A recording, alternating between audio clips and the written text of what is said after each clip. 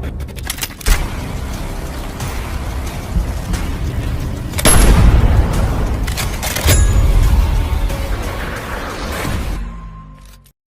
welcome back to Pro Gun.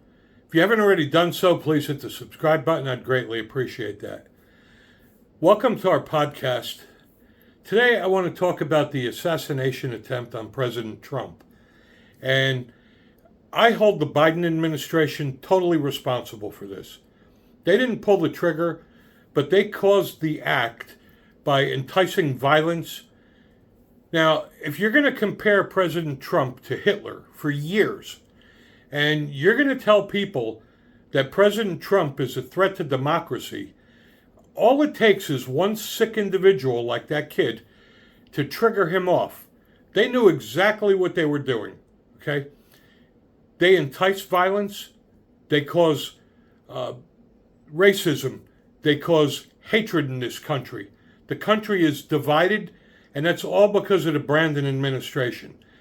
They have gone through any possible length they can to try to upend this election.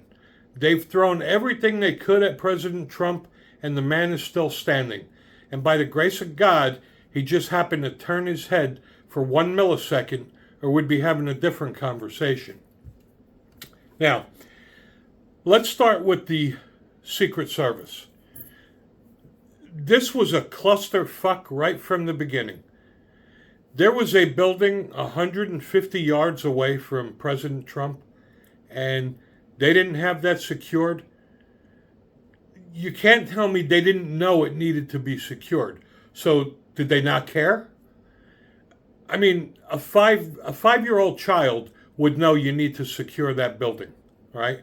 And 150 yards with a rifle is nothing. Matter of fact, anybody without any training with a rifle and a good scope can make that shot at 150 yards. At 150 yards, you'll get a 2-inch grouping on a 6x8 target.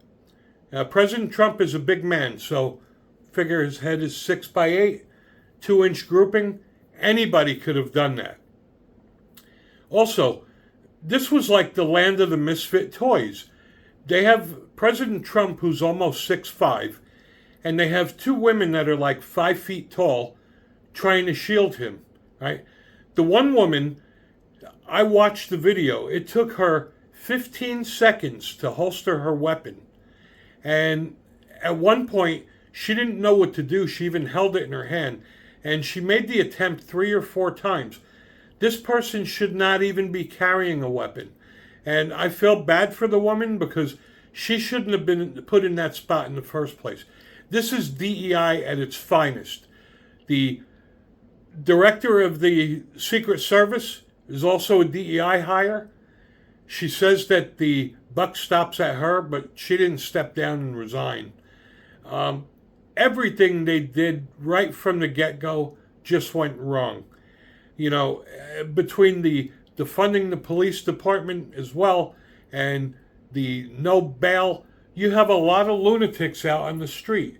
And for a sick individual, all it takes is a stupid comment like Biden made by comparing Trump to Hitler and saying that Trump is a threat to democracy. Then to make it worse, he says all the MAGA Republicans are a disgrace to democracy.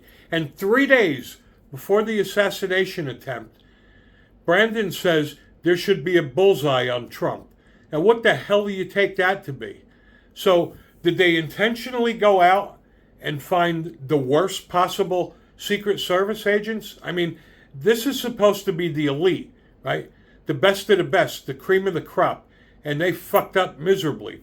I wouldn't let these guys walk my dog. And like I said, Brandon caused this problem by causing all of this hatred. Not only did he cause the hatred on this mess, he poured the gasoline and he lit the match. And anyone should be able to go and vote for whoever they want and attend rallies for whoever they want without a fear of being killed. Now, is it because it was Trump? They didn't care? I'm wondering what would have happened if it was a Democrat and that happened. The first thing the liberals do every time there's a shooting is call for, let's ban assault weapons. But because it was President Trump, I haven't heard a word. Not one liberal talked about banning assault weapons. What do the liberals love assault weapons now because it was used on Trump? I mean, this whole thing is just ridiculous. There's no level that they won't stoop till. This is why we need our guns. This is why we have the Second Amendment. Obviously, these people are not going to be able to protect you, right? You're on your own. You have to protect yourself. That's why we need our firearms. That's why we have the Second Amendment. We have a tyrannical government. We have a government that's promoting violence and dissension among the ranks and causing us to be divided.